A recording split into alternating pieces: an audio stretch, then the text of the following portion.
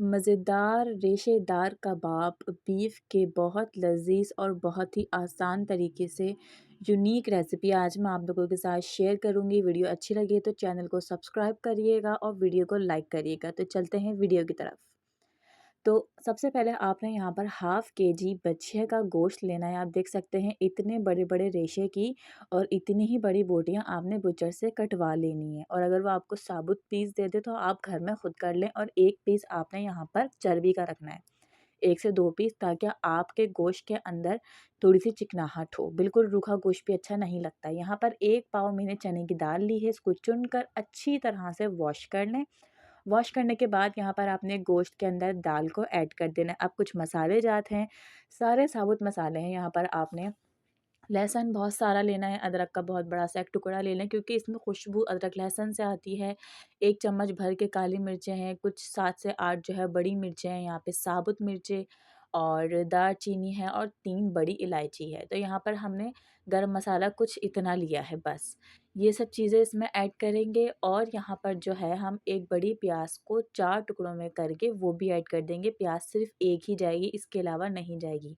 यहाँ पर नमक डाल दें हस्ब ज़रूरत और पानी डालकर इसको गलने दें। जैसे ही इसके अंदर एक बॉयल आ जाए आपने इसको बिल्कुल धीमी आंच पर इस रख देना है जब तक ये गले ना और उसका पानी खुश्क ना हो जाए।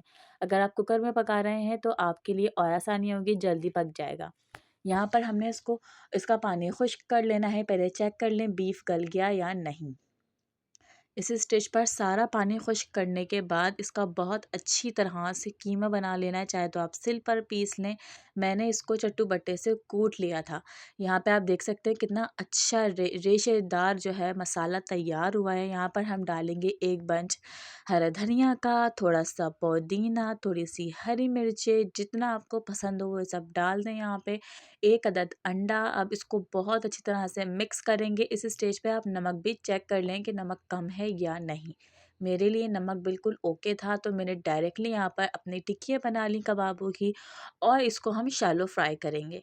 यहाँ पर आपने एक तवे के ऊपर जो है थोड़ा-सा घी ले लें या तो ऑयल ले लें, मैंने ऑयल लिया है। आप इसको थोड़ा-सा गरम करें और अपनी कबाब की टिक्कियाँ उसके ऊपर रखते जाएँ।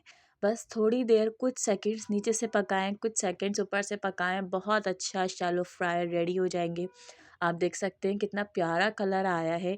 इसी तरह से मैंने सबको इसी तरह से जो है शैलो फ्राई करना है। तो ये हमारे रेशेदार कबाब तैयार हुए हैं। अगर आप मेरी वीडियो को टिकटॉक पर देख रहे हैं या इंस्टाग्राम पर तो काइंडली फॉलो कीजिए, शेयर कीजिए। वीडियो बनाने में बहुत मेहनत लगती है गाइस। वीडियो को लाज़मी सपोर्ट किया करें क्योंकि मैं आप लोगों के सपोर्ट के बगैर तो आगे नहीं चल सकती हूँ। तो आपको नेक्स्ट कोई भी चीज़ खानी हो या कोई चीज़ ऐसी हो जिसकी रेसिपी आप सीखना चाहते हो तो काइंडली मुझे ज़रूर कमेंट सेक्शन में बताएं ताकि मैं आप लोगों के लिए अच्छी अच्छी रेसिपीज़ लेकर आऊँ। तो आप देख सकते हैं कितना अच्छा रेशेदार कबाब है। Hope you like it. Allah हाफ़िज़।